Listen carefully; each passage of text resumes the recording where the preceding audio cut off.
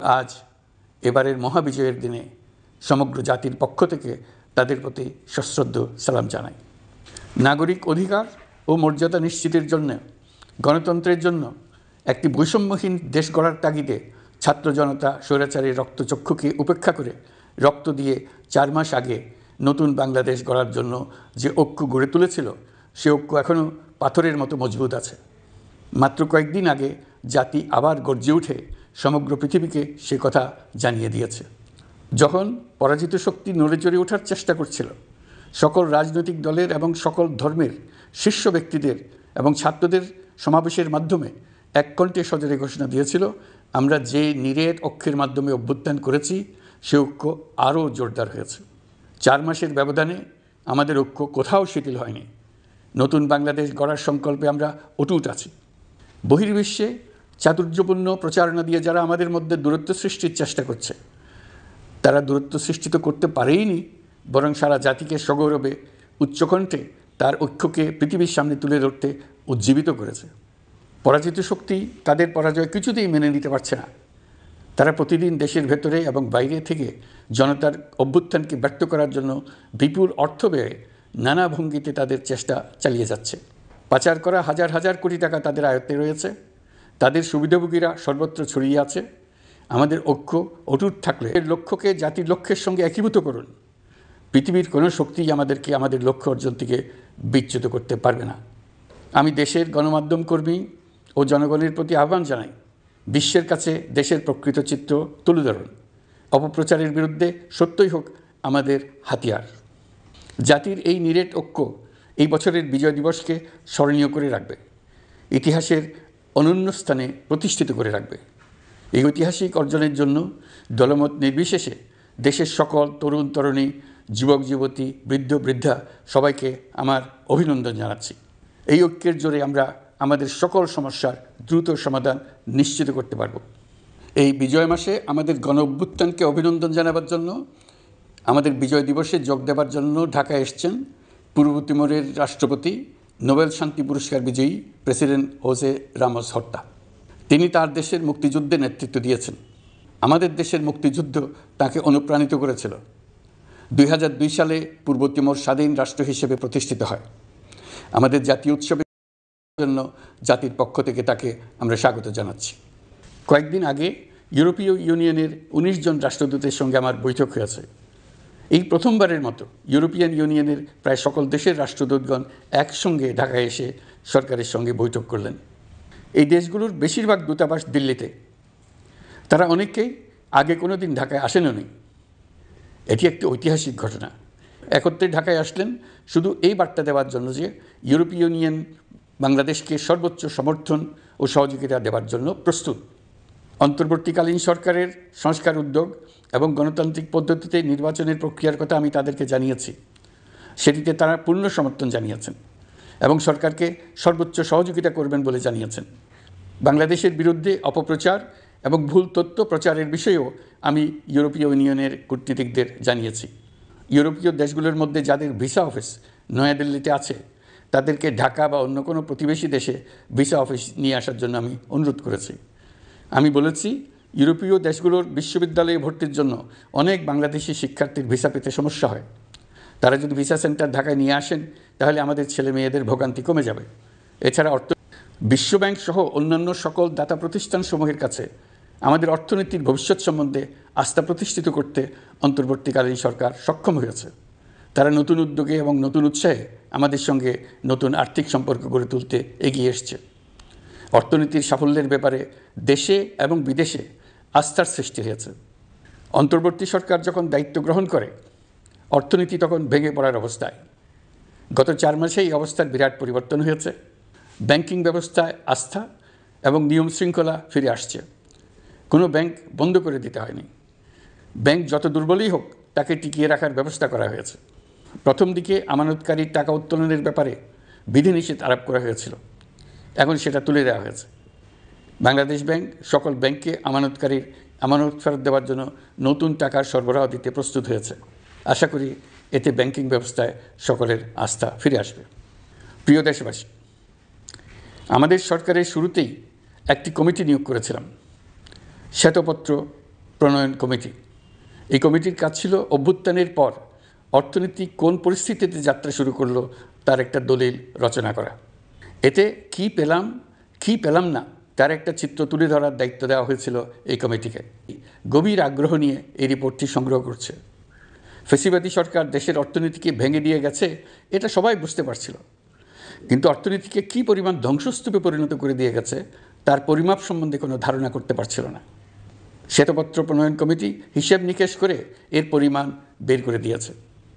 এই রিপোর্ট পড়ে সকলে অবিশ্বাস্য চোখে একে অপরের দিকে তাকাচ্ছে, কারো মুখে কথা বেরোচ্ছে না। দিন দুপুরে সকলের সামনে থেকে হাজার হাজার কোটি টাকা ব্যাংক থেকে পাচার করে নিয়ে গেছে। কেউ বলার ছিল না, কেউ দেখার ছিল না। যারা নিয়ে গেছে তাদেরকে কেউ বাধা দেয়নি, বরং সর্বস্তরে সবাই আগ্রহ সহকারে তাদের সঙ্গে সহযোগিতা করেছে, কারণ তারা সব আপন লোক। বিশাল বিশাল প্রকল্প নেওয়া হয়েছে ঋণের টাকায়। এসব প্রকল্পের মোড়কে বিশাল বিশাল অর্থ লুটপাট করেছে। প্রকৃত ব্যয়ের চাইতে কত বেশি ব্যয় ধরে কাদের হাতে টাকাটা পাচার করে দেওয়া হয়েছে তাও এই প্রতিবেদনে তুলে ধরা হয়েছে। শ্বেতপত্র প্রণয়ন কমিটি তাদের প্রতিবেদনে তুলে ধরেছে যে বার্ষিক উন্নয়ন ব্যয়ের প্রায় অর্ধেক টাকায় লুটপাট হয়েছে।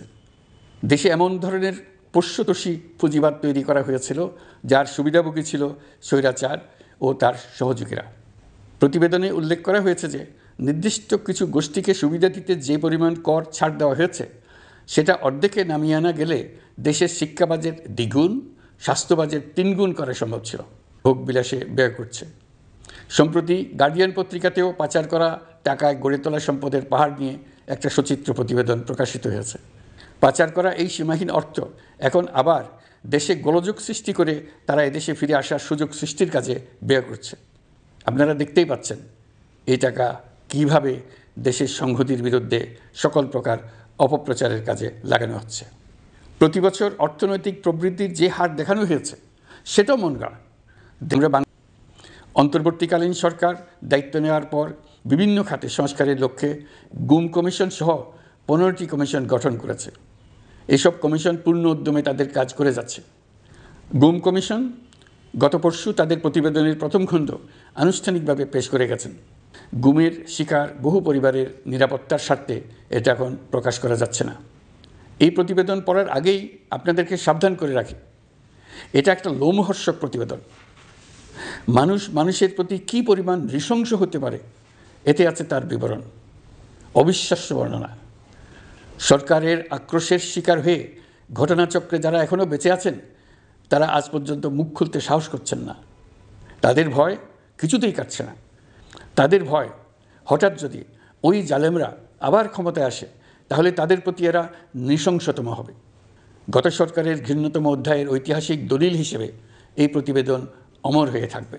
আমি আশা করছি কমিশনগুলো এখন থেকে নিয়মিতভাবে তাদের নির্ধারিত সময়ের মধ্যে তাদের প্রতিবেদন ও সুপারিশমালা পেশ করতে থাকবে। প্রিয় দেশবাসী, আমাদের সংস্কারের যে আকাঙ্ক্ষা সেটি বাস্তবায়নে প্রতিটি কমিশনই আমাদের জন্য গুরুত্ব। কমিশনার সহ নির্বাচন কমিশন গঠন করা হয়ে গেছে। কমিশন দায়িত্ব গ্রহণ করেছে। এখন গঠন করার প্রক্রিয়া শুরু করার তারা তাদের প্রস্তুতির কাজ শুরু করেছেন। তাদের হাতে অনেক কাজ। প্রথমে সবচেয়ে বড় কাজ ভোটার তালিকা হালনাগাদ করা। এটা এমনিতেই কঠিন কাজ।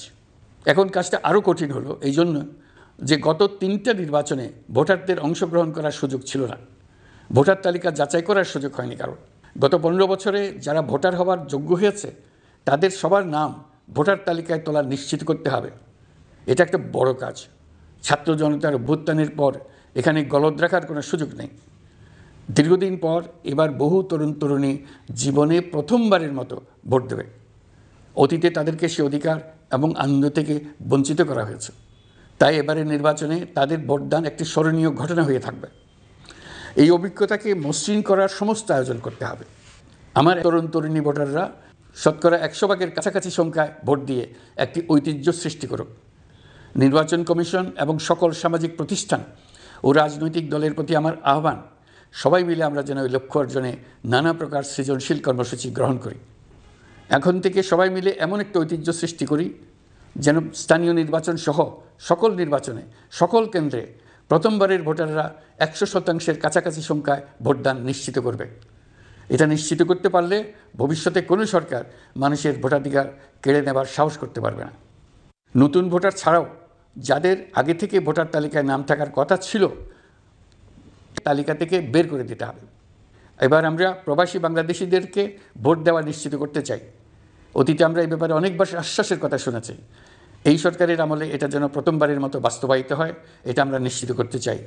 এর জন্য আমি সকল প্রধান সংস্কারগুলো সম্পন্ন করে নির্বাচন আয়োজন করার ব্যাপারে বরাবর আপনাদের কাছে আবেদন জানিয়ে এসেছি।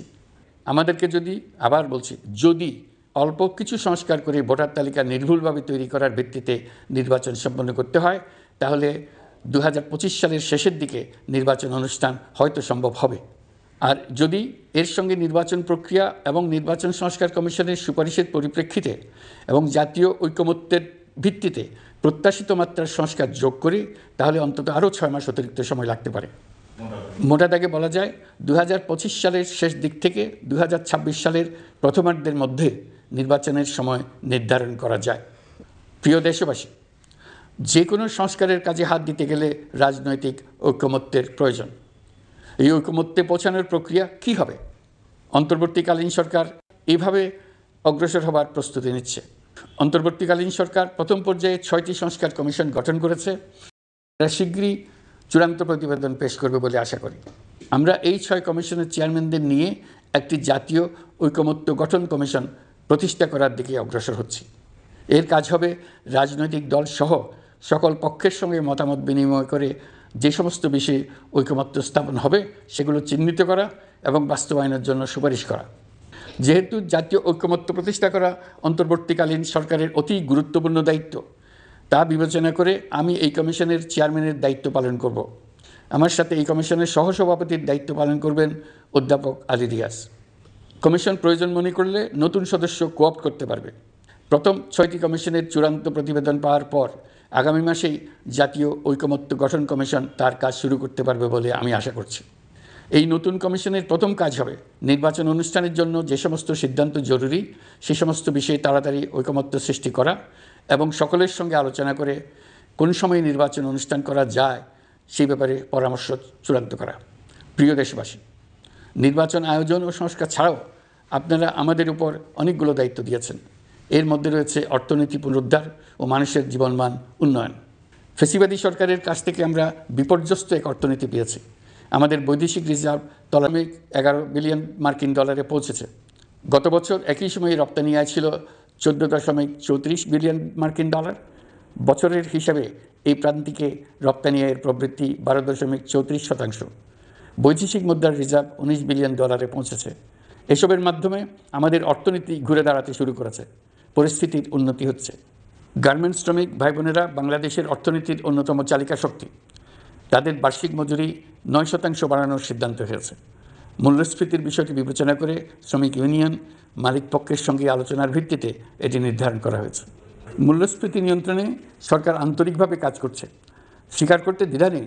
এক্ষেত্রে কাঙ্ক্ষিত সাফল্য আমরা এখনও পাইনি, তবে আমার বিশ্বাস মূল্যস্ফীতি শীঘ্রই কমে আসবে। গত কয়েক মাসে বাজারে কিছু পণ্যের দাম বেড়েছে। আমরা কমিয়ে এবং বাজার তদারকির মধ্য দিয়ে জিনিসপত্রের দাম কমিয়ে আনার চেষ্টা করছি। পরিবহন খাতে চাঁদাবাজি এখনও পুরোপুরি বন্ধ করা যায়নি। এটা সম্ভব হলে আমরা আশা করি জিনিসপত্রের দাম আরও কমে আসবে। নয়, আমরা আপনাদের কষ্ট কমিয়ে আনতে সকল রকম চেষ্টা চালিয়ে যাচ্ছি। আসন্ন রমজানে দ্রব্যমূল্য সহনীয় রাখতে আমরা সবার সহযোগিতা চাই। আমরা ইতিমধ্যে ব্যবসায়ীদের সঙ্গে কথা বলেছি। তারা আমাদের কাছে ওয়াদা করেছে বাজারে পণ্য সরবরাহে কোনো সংকট হবে না। অতিরিক্ত মুনাফার লোভে যদি কেউ কৃত্রিম কোনো সংকট সৃষ্টির চেষ্টা করে আমরা তাকে কঠোর হাতে দমন করব। বাজার সিন্ডিকেটের দৌরাত্ম্য বন্ধ করতে বিকল্প কৃষি বাজার চালু করার লক্ষ্যে আমরা কাজ করে যাচ্ছি। প্রিয় দেশবাসী, হত্যাযজ্ঞের সাথে জড়িত পতিত স্বৈরশাসক ও তার দোসরদের বিচার কার্যক্রম এগিয়ে চলছে। এই জন্য আন্তর্জাতিক অপরাধ ট্রাইব্যুনাল আইন সংশোধন করা হয়েছে। বিচার প্রক্রিয়ার স্বচ্ছতা নিশ্চিত করার জন্য আসামিদের বিদেশি আইনজীবী নিয়োগের সুযোগ দেওয়া হয়েছে। আত্মপক্ষ সমর্থনের সব ধরনের সুযোগ তারা পাবেন। বিচার প্রক্রিয়া সাংবাদিক, মানবাধিকার কর্মী ও অন্যান্য পর্যবেক্ষকদের জন্য উন্মুক্ত রাখা হয়েছে। বিচারের যে কোনো অংশ চাইলে যে কেউ রেকর্ড করার সুযোগ পাবেন। আইসিসি প্রসিকিউটর করিম খান সম্প্রতি আমার সাথে দেখা করেছেন। তিনি আইসিটি প্রসিকিউটর এবং অন্যান্য কর্মীদের প্রশিক্ষণ দিতে সম্মত হয়েছেন এবং আইসিটিকে আন্তর্জাতিক মানে উন্নীত করার সহায়তা দিতে প্রতিশ্রুতি দিয়েছেন। আলাদাভাবে আমরা গণহত্যাকারীদের বিরুদ্ধে আন্তর্জাতিক অপরাধ আদালতে মানবতা বিরোধী অপরাধের মামলা করব বলে তাকে জানিয়েছি। প্রিয় দেশবাসী, জুলাই বিপ্লবে বাংলাদেশের ছাত্র শ্রমিক জনতা মিলে যে অসাধ্য সাধন করেছে তার অন্যতম শক্তিশালী ভূমিকায় ছিল এদেশের নারীরা। ফেসিবাদী শক্তির প্রাণঘাতী অস্ত্রের সামনে হিমালয়ের মতো দাঁড়িয়েছিল আমাদের মেয়েরা। স্কুল, কলেজ, বিশ্ববিদ্যালয়ের ছাত্রী, শিক্ষক, অভিভাবক, চাকরিজীবী, শ্রমজীবী, সকল পেশার, সকল বয়সের নারীরা এই আন্দোলনে বিরাট ভূমিকা রেখেছে। এই বছর বেগম রোকেয়া দিবসে দেশজুড়ে আন্দোলনে নারীদের আত্মত্যাগ ও ভূমিকার বিষয়ে বড় আকারে আলোচনা হয়েছে। ওই দিন জুলাই কন্যারাও ঘোষণা দিয়েছে তারা তাদের কথা কাউকে ভুলে যেতে দেবে না। অন্তর্বর্তীকালীন সরকার নারী অধিকার রক্ষায় নারী বিষয়ক সংস্কার কমিশন করেছে। শিগগিরই তারা তাদের রিপোর্ট দেবে। জুলাই কন্যারা ঘোষণা দিয়েছে প্রতি বছর 10 ডিসেম্বর তারিখে নির্ধারিত সময়ে সারা দেশে সকল পরিবারের নারী, শিশু কিশোরী, তরুণী, মহিলা, বৃদ্ধা একসঙ্গে নিজ নিজ নির্ধারিত স্থানে, সেটা উঠান হোক, বাড়ির সামনে রাস্তায় হোক, সমাবেশ করে দেশের অর্ধেকাংশ মানুষের অস্তিত্বের কথা সারা জাতিকে স্মরণ করিয়ে দেবে, তাদের আশা আকাঙ্ক্ষার কথা জানিয়ে দেবে। যেই তরুণীরা জুলাই আন্দোলনে সামনের সারিতে থাকলো তারা নতুন বাংলাদেশ গড়ার প্রত্যয় থেকে আর কোনো দিন সরে যাবে না। তারা শুধু নতুন বাংলাদেশ নয়, নতুন এক পৃথিবীর মাধ্যমেই আমরা হঠাতে পেরেছি। তারা এখনও সর্বশক্তি দিয়ে জাতিকে বিভক্ত করার চেষ্টা চালিয়ে যাচ্ছে। সাম্প্রদায়িক রাজনীতির মাধ্যমে জাতীয় ঐক্যকে নস্যাৎ করতে চাচ্ছে, একের প্রতি অন্যের বিষ উগড়ে দিতে চাচ্ছে। তাদের এই হীন প্রচেষ্টাকে কোনোভাবেই সফল হতে দেবেন না। প্রিয় দেশবাসী, এটা আমাদের বিজয়ের মাস। 16 ডিসেম্বরে যুদ্ধ জয় করে পৃথিবীর বুকে বাঙালি জাতির একটা স্বাধীন রাষ্ট্র প্রতিষ্ঠার মাস, শত্রুকে চূড়ান্তভাবে পরাজিত করার মাস, নিজের শক্তিকে আবিষ্কার করার মাস। এই বিজয়ের মাসে আমরা সকল প্রস্তুতি নিয়ে দৃঢ় পদক্ষেপে নতুন বাংলাদেশ গড়ার যাত্রা শুরু করলাম। এই যাত্রা শুভ হোক, গন্তব্যে পৌঁছানো নিশ্চিত ও আনন্দদায়ক হোক। বিজয়ের মাস হোক নারী, পুরুষ, ধর্ম, বর্ণ, রাজনৈতিক পরিচয় নির্বিশেষে জাতির মহা ঐক্যের মাস। বিজয়ের মাস হোক ছাত্র জনতার অভ্যুত্থানকে স্মরণ করে নতুন বাংলাদেশ গড়ার শপথ দৃঢ়তার সঙ্গে পুনর্ব্যক্ত করার মাস। বিজয়ের মাস হোক নতুন বাংলাদেশ গড়ার লক্ষ্যে তরুণদের প্রচণ্ড দুঃসাহস প্রকাশের মাস। বিজয়ের মাস হোক নাগরিকদের পরস্পরের মধ্যকার সম্পর্ক স্থায়ীভাবে ভয়বিহীন থাকবে এমন এক সমাজ গড়ার মাস। সংখ্যালঘুদেরকে সংখ্যাগরিষ্ঠদের ভয়ে ভীত হতে হবে না, নারীকে পুরুষের ভয়ে ভীত হতে হবে না, বিত্তহীনকে বিত্তবানদের ভয়ে ভীত হতে হবে না, নিজের মত প্রকাশে কারো ভয়ে ভীত হতে হবে না। বিজয়ের মাস হোক অসম্ভবকে সম্ভব করার প্রতিজ্ঞা নেবার মাস। তরুণ তরুণী, ছাত্রছাত্রী, বয়স্ক, বৃদ্ধ, পুরুষ, নারী, আসুন আমরা প্রাণ ভরে বিজয়ের মাস উদযাপন করি। সকলকে বিজয়ের মাসের শুভেচ্ছা জানাচ্ছি। এই বিজয়ের মাস জাতির জন্য এক নতুন দিগন্তের সৃষ্টি করুক। আপনাদের সবাইকে আবার আমার সালাম জানাচ্ছি। আসসালামু আলাইকুম।